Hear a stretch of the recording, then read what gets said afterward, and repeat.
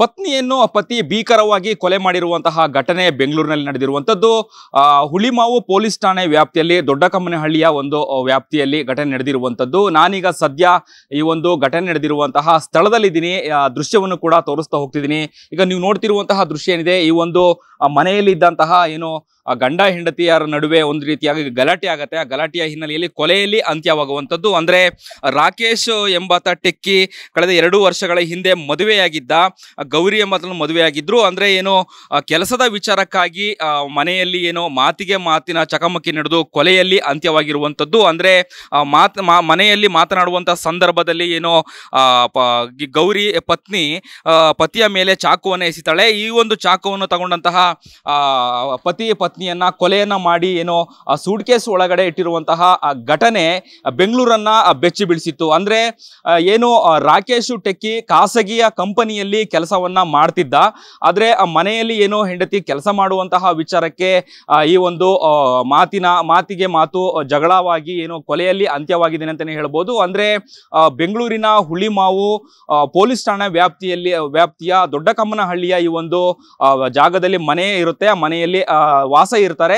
ಈ ಒಂದು ಮನೆಯಲ್ಲಿ ನಡೆದಿರುವಂತಹ ಕೊಲೆ, ಅಂದ್ರೆ ಕೊಲೆಯನ್ನ ಮಾಡಿ ಹೆಂಡತಿಯನ್ನ ಸಾಗಿಸ್ಲಿಕ್ಕೆ ಆಗದಂತಹ ಕಾರಣದಲ್ಲಿ ಏನೋ ಸೂಟ್ ಕೇಸಲ್ಲೇ ತುಂಬಿರ್ತಾನೆ. ಈತ ಏನೋ ಆತ್ಮಹತ್ಯೆ ಮಾಡ್ಕೊಂಡಿದ್ದಾನೆ ಅನ್ನುವಂತಹ ಒಂದು ಡ್ರಾಮಾವನ್ನು ಮಾಡ್ತಾನೆ. ಆದ್ರೆ ಪೊಲೀಸರ ತನಿಖೆಯಲ್ಲಿ ಕೊಲೆಯಾಗಿದೆ ಅನ್ನುವಂತಹ ಮಾಹಿತಿ ಲಭ್ಯವಾಗಿರುವಂತದ್ದು. ಈತ ರಾಕೇಶ್ ಟೆಕ್ಕಿ ಹೆಂಡತಿಯನ್ನ ಕೊಲೆ ಮಾಡಿ, ಅಂದ್ರೆ ಕತ್ತನ್ನ ಕುಯ್ದು ಸೂಟ್ ಕೇಸ್ ಒಳಗಡೆ ಹಾಕಿ ಬಚ್ಚಿಟ್ಟಿದ್ದ. ಏನೋ ಪರಾರಿ ಆಗ್ಲಿಕ್ಕೆ ಹೊರಟಿದ್ದ. ಅಂದ್ರೆ ಮಹಾರಾಷ್ಟ್ರ ಮೂಲದ ಈ ಒಂದು ರಾಕೇಶ್ ಟೆಕ್ಕಿಯವನು ಪುಣೆಯಲ್ಲಿ ಪೊಲೀಸರು ಅವರನ್ನ ವಶಪಡಿಸಿಕೊಂಡಿರುವಂತದ್ದು. ಅಂದ್ರೆ ಬುಧವಾರ ಸಂಜೆ ಮನೆಯಲ್ಲಿ ಪತ್ನಿ ಗೌರಿಯೊಂದಿಗೆ ಗಲಾಟೆಯನ್ನ ಮಾಡಿಕೊಂಡು ಪತ್ನಿಯನ್ನ ಕೊಲೆಯನ್ನ ಮಾಡಿ ಪತ್ನಿಯ ಕುತ್ತಿಗೆಯನ್ನ ಕುಯ್ದು ಸೂಟ್ ಕೇಸ್ ಒಳಗಡೆ ರಾಕೇಶ್ ಹಾಕಿರ್ತಾನೆ. ಏನೋ ಈ ಒಂದು ಶವವನ್ನ, ಅಂದ್ರೆ ಪತ್ನಿಯ ಶವವನ್ನ ಸಾಗಿಸ್ಲಿಕ್ಕೆ ಪ್ಲಾನ್ ಅನ್ನ ಮಾಡ್ತಾನೆ. ಆದ್ರೆ ಸಕ್ಸಸ್ ಆಗಲ್ಲ. ಅಂದ್ರೆ ಕಾರಣ ಮುಖಾಂತರ ಪತ್ನಿಯ ಶವವನ್ನ ಸಾಗಿಸ್ಲಿಕ್ಕೆ ಎಲ್ಲ ರೀತಿಯಾದಂತಹ ಒಂದು ವ್ಯವಸ್ಥೆಗಳನ್ನ ಮಾಡ್ಕೊಳ್ತಾನೆ. ಆದ್ರೆ ಎಲ್ಲೂ ಕೂಡ ಅದು ಸಾಧ್ಯ ಆಗಲ್ಲ. ಮನೆಯಲ್ಲಿ ಏನೋ ಒಂದಷ್ಟು ರಕ್ತದ ಕಲೆ ಕೂಡ ಬಿದ್ದಿರುತ್ತೆ. ಅಂದ್ರೆ ಹೆಂಡತಿಯನ್ನ ಚಾಕುವಿಂದ ಕುತ್ತಿಗೆ ಭಾಗವನ್ನು ಕುಯ್ದಿರುವಂತಹ ರಕ್ತದ ಕಲೆ ಮನೆಯಲ್ಲಿ ಬಿದ್ದಿರುತ್ತೆ. ಈ ಒಂದು ರಕ್ತದ ಕಲೆಯನ್ನ ಮನೆಯಲ್ಲಿದ್ದಂತಹ ಪಿನೈಲ್ ಅಲ್ಲಿ ಅದನ್ನ ತೊಳೆದು ಒರೆಸಿ, ಅಂದ್ರೆ ಯಾವುದೇ ರೀತಿಯಾಗಿ ಅನುಮಾನ ಬರಬಾರ್ದು ಅನ್ನುವಂತಹ ಉದ್ದೇಶಕ್ಕಾಗಿ ಕ್ಲೀನ್ ಅನ್ನ ಮಾಡ್ತಾನೆ.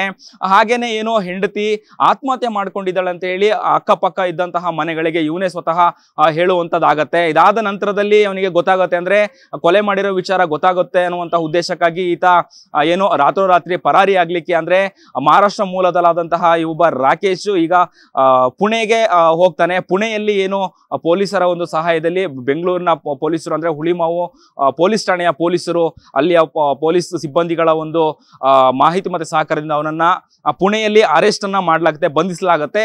ವಿಚಾರ ಏನು ಅಂತ ಹೇಳಿದ್ರೆ, ಮನೆಯಲ್ಲಿ ಕೆಲಸದ ವಿಚಾರಕ್ಕೆ, ಅಂದ್ರೆ ಹೆಂಡತಿ ಗೌರಿ ಕೆಲಸವನ್ನ ಹುಡುಕ್ತಾ ಇದ್ಲು. ಈ ವಿಚಾರಕ್ಕೆ ಗಲಾಟೆ ನಡೆದಿದೆ ಅನ್ನುವಂತಹ ಒಂದಷ್ಟು ಈಗ ಮಾಹಿತಿ ಪ್ರಾಥಮಿಕವಾಗಿ ಸಿಕ್ಕಿರುವಂತದ್ದು.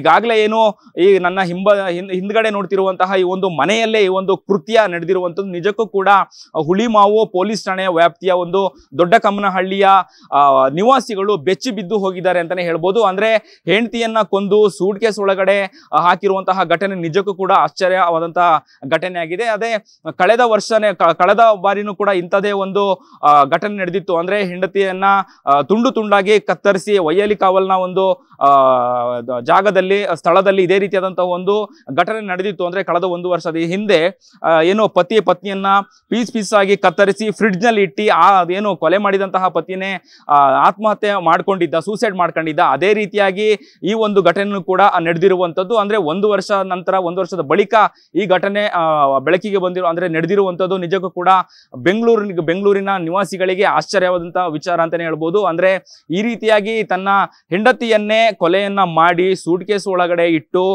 ಏನೋ ಆತ್ಮಹತ್ಯೆ ಮಾಡ್ಕೊಂಡಿದ್ದಾಳೆ ಅನ್ನುವಂತಹ ಹೈ ಡ್ರಾಮಾವನ್ನ ಮಾಡಿ ತಪ್ಪಿಸಿಕೊಳ್ಳಲು ಪ್ರಯತ್ನ ಮಾಡಿದಂತಹ ಏನೋ ಪತಿ ರಾಕೇಶ್ ಟೆಕ್ಕಿ ಈಗ ಪೊಲೀಸರ ಅತಿಥಿಯಾಗಿರುವಂತದ್ದು. ಈಗ ಸ್ಥಳಕ್ಕೆ ಹಿರಿಯ ಪೊಲೀಸ್ ಅಧಿಕಾರಿಗಳು ಕೂಡ ಸ್ಥಳ ಪರಿಶೀಲನೆ ಮಾಡಿರುವಂತದ್ದು, ಸ್ಥಳ ಮಹಾಜರನ್ನು ಕೂಡ ಮಾಡಿರುವಂತದ್ದು. ಹಾಗೆ ಕೊಲೆಯನ್ನ ಮಾಡಿದಂತಹ ರಾಕೇಶ್ ಟೆಕ್ಕಿಯನ್ನು ಕೂಡ ಈಗ ವಶಕ್ಕೆ ಪಡೆದುಕೊಂಡು ಇನ್ನಷ್ಟು ಮಾಹಿತಿಯನ್ನ ಕಲೆ ಹಾಕ್ತಾ ಇರುವಂತದ್ದು. ಅಂದ್ರೆ ನಿಜವಾಗಿ ಯಾವ ಕಾರಣಕ್ಕೋಸ್ಕರ, ಅಂದ್ರೆ ಕೆಲಸದ ವಿಚಾರಕ್ಕೋಸ್ಕರನೇ ಕೊಲೆ ಮಾಡೋದು ಅಥವಾ ಬೇರೆ ಏನಾದ್ರೂ ಕಾರಣ ಇತ್ತ ಅನ್ನುವಂಥದ್ದು ಏನು ಈಗಾಗಲೇ ವರ್ಕ್ ಫ್ರಮ್ ಹೋಮ್ ಅಂತ ಹೇಳಿ ಕೆಲಸ ಮಾಡ್ತಿದ್ದಂತಹ ಟೆಕ್ಕಿ ರಾಕೇಶ್ ಮನೆಯಲ್ಲೇ ಕೆಲಸ ಮಾಡ್ತಿದ್ರೆ, ಖಾಸಗಿ ಕಂಪನಿಯಲ್ಲಿ ಕೆಲಸವನ್ನ ಮಾಡ್ತಾ ಇದ್ದ.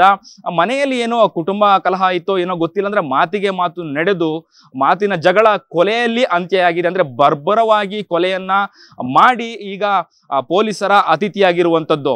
ಕ್ಯಾಮ್ರಾ ಪರ್ಸನ್ ಉಲ್ಲಾಸ್ ಜೊತೆ ಅಭಿಜಿತ್ ಗಣೇಶ್, ಕರ್ನಾಟಕ ಟಿವಿ, ಬೆಂಗಳೂರು. ಬೆಂಗಳೂರಿನ ಸಮಗ್ರ ಸುದ್ದಿಗಾಗಿ ನೋಡಿ ಕರ್ನಾಟಕ ಟಿವಿ ಬೆಂಗಳೂರು.